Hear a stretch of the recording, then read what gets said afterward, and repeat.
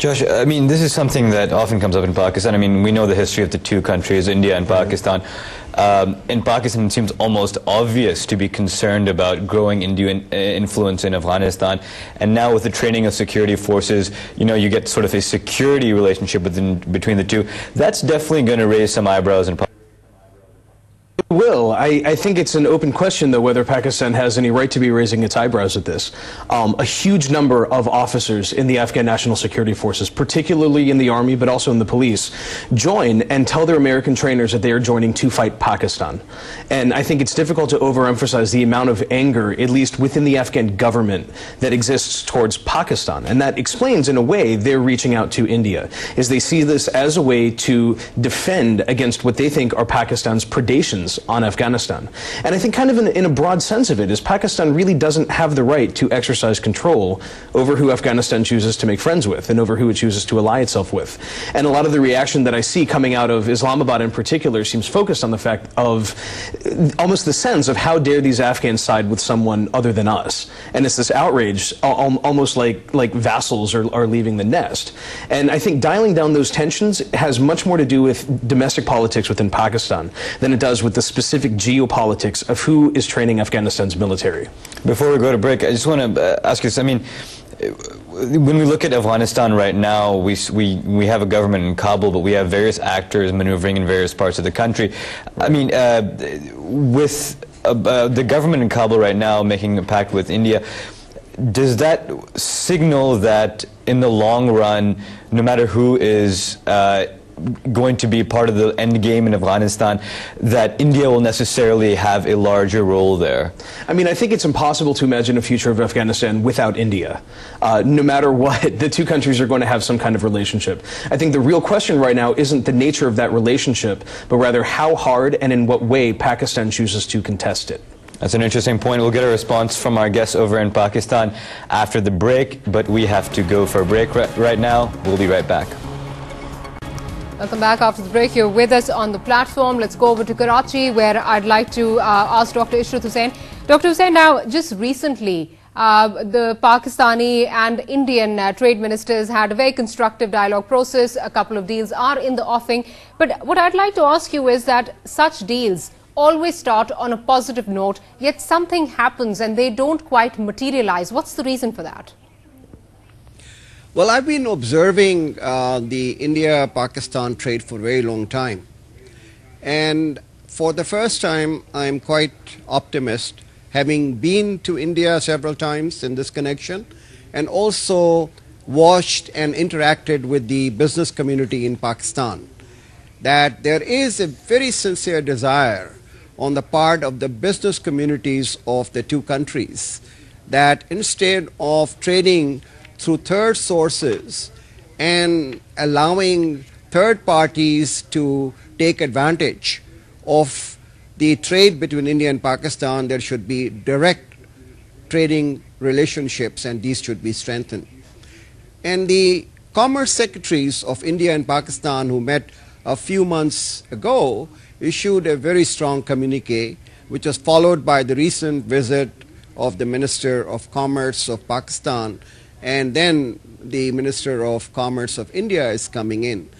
The contentious issue is whether Pakistan should grant the most favored nation to India, and they have committed in that communique that they will do away with the negative list, a positive list, and substitute with a negative list, which will eventually mean a most favored nation. The word most favored nation is unfortunate.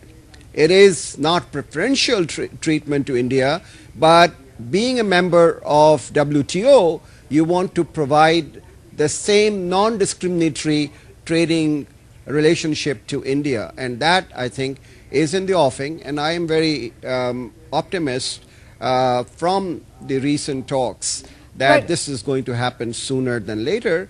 And India has also to open up the non-trading tariff barriers which are impeding the flow of goods from Pakistan. And for the first time, the businessmen had a meeting with the Indian customs and the other officials who are not directly involved in the trade but in the facilitation of trade. So these are the right moves, and I personally think that this should lead us to some very positive and constructive developments as far as India-Pakistan trade is concerned. Dr. Hussain, now when we talk about granting India the MFN, most favourable nation status, what does India gain from this, and what do we have to gain from granting this status? Well, we have carried out studies which show that if there are no tariff or non-tariff barriers between the two countries, the volume of trade between the two countries can multiply by a factor of 5. And the distribution of the benefits is equal between India and Pakistan. 2.5 times India will benefit and 2.5 times Pakistan will benefit. Pakistani businesses will get some raw materials, machinery, components at much cheaper price compared to the rest of the world. Indian businesses will get some of the goods from Pakistan which will be much cheaper for them than they are getting from the third-party sources. So it's a win-win situation, and all studies, not only in Pakistan but also in India, have demonstrated that the benefits of opening up the trade between India and Pakistan are enormous. And from a parochial Pakistan point of view, I would like to emphasize that we have two big emerging economies as our neighbors, India and Pakistan. Therefore, it is in our interest that we should try to take both China as well as India along with us as our trading partners, and the benefits will disproportionately accrue to Pakistan because we are a smaller economy and we are penetrating much larger economies which have a high income growth as well as a large middle class. Right. Raza, over to you. I believe you want to add on something. Yeah, I just wanted to ask Dr. Hussain, you know, there's obviously a lot of people have said that there's definite benefit to both countries in opening up trade. I want to also ask you if there are any downsides. Are there any issues that could come up in Pakistan? People often say that sometimes maybe smaller businesses could be hurt by the inflow of Indian goods. What's your take on that, and do you think that's a major problem in this talks process? I think there will be some winners and some losers, both on Indian side as well as Pakistan side. But from the overall resource allocation and efficiency, it is good to have competition. And the resources should go to those sectors and those industries which are adding value to the economy. So yes, there will be short-term disruptions, there will be short-term losers, but in the ultimate analysis, the economies of both the countries will be much better off than what they are today. Protectionism, inward-looking strategies have been a disaster both for India and Pakistan for a long time. And look at India from 1991 when it opened it up to the rest of the world, integrated itself into the world economy. Its growth rate has jumped from 3%, which was a Hindu rate of growth, to 7% for the last 15 years. So the benefits are quite obvious in this dynamic, globalized world.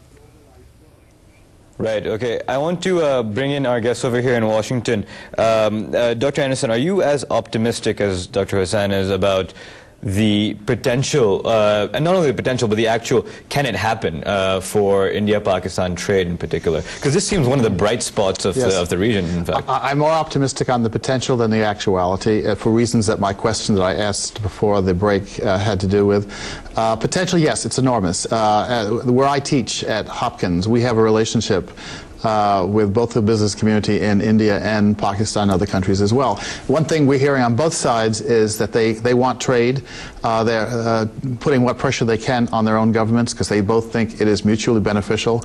And what Pakistani and Indian businessmen have told me, I think official trade is about $1 billion or something like that, but the estimates for unofficial trade is anywhere from $2.5 to $4 billion, which means the trade is moving on its own. Businessmen are contacting on its own. I know business families on both sides sides that have links with each other and trade with each other, often through the black market, because there is business, there are profits to be made, more so if they can actually open it up. There's one thing Pakistan has to do, though, beside most favored nation issue, and that is the transshipment issue. Right now, they've signed an agreement with Afghanistan to allow transshipment across Pakistan to India, but not the other way around. I think that would be a major advantage for both countries, and certainly in India if they were to do that. But here again, my question is: will the military of Pakistan allow that to happen? That's the big question. I haven't heard our host in Pakistan address that at all. Right, Raza. Well, Josh, just get your. Well, Maya, I'll get to you in a second. Let's get your take on that question, and we'll ask Symbol in Islamabad. Yeah, I mean, I think it wasn't a coincidence that Hillary Clinton announced the start of this new Silk Road concept that the State Department is pushing in Chennai, in India, because I think the vision coming out of the State Department is to link both Pakistan and India into this economic network stretching across South Asia, into Russia, into Eastern Europe, into China.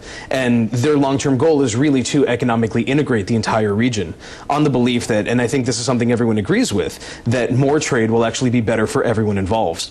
The big question comes down to, again, how each one of the players reacts, and I think that comes down to very granular details about the compromises and bargains that they're going to be able to make with each other in order to allow these sorts of arrangements to move forward. Even just improving ties between India and Pakistan, trade ties, would be an enormous improvement over what's there right now. But very quickly, do you think, as Dr. Anderson raised the question, that the Pakistani military is an X factor here? Also, the Indian government, there are people who are not necessarily all that welcoming of Pakistan. Right, and I mean, the Pakistani military is an X factor in any kind of political or economic arrangement that Pakistan makes. The military itself has a lot of business ties that it's going to want to protect. I know in particular a lot of members within the Pakistani military establishment are worried about their shipping companies losing business when the Americans are no longer shipping thousands of tons of freight through Karachi every single year. So that's going to be a concern as well, is making up for lost business. That's an interesting point. Maya, let's get the perspective of your guests on if this can actually happen. We're hearing a lot of optimistic tones coming out of both India and Pakistan, but can something tangible actually be seen? Right, I'll take that question to Islamabad. Symbol, I'd like to ask you, you heard the conversation. The question being asked by our guests in Washington is that the military does play a very crucial role, and the military does try to hinder such trade relations with India. Your comments on that? Yes, I think I'll start with Joshua's comments about the military's interest in continuing with the status quo, and especially he mentioned the whole issue about the NATO transit trade and how the military would feel that they would rather continue with this than lose out the business. I think they're absolutely misplaced. I think that if the reduction in the transit trade, NATO transit trade, leads to more stability and peace, and I think the peace dividend that Pakistan has to gain once there is stability and peace in Afghanistan, I think completely offsets what little financial gains some few individuals have made. I think there are lots of questions about the NATO transit trade, how it was sanctioned, how it was structured through Pakistan. Lots of misgivings here. It's very questionable who made money and who was encouraged to make money out of that. I think that also says a lot about how this whole network, even the NDN, how that is being structured up in the north. There are issues. It creates certain vested interests in all, especially developing countries, with this kind of network between foreign finances and local power brokers. So I think on the whole, if the reduction brings peace and stability, it will be a good thing. But I'd like to go back to Dr. Anderson's earlier questions and even Joshua's earlier comment. And I think Dr. Anderson mentioned as to he was skeptical about Pakistan, basically on Afghanistan, Pakistan being open to talking to India and the US about peace in Afghanistan.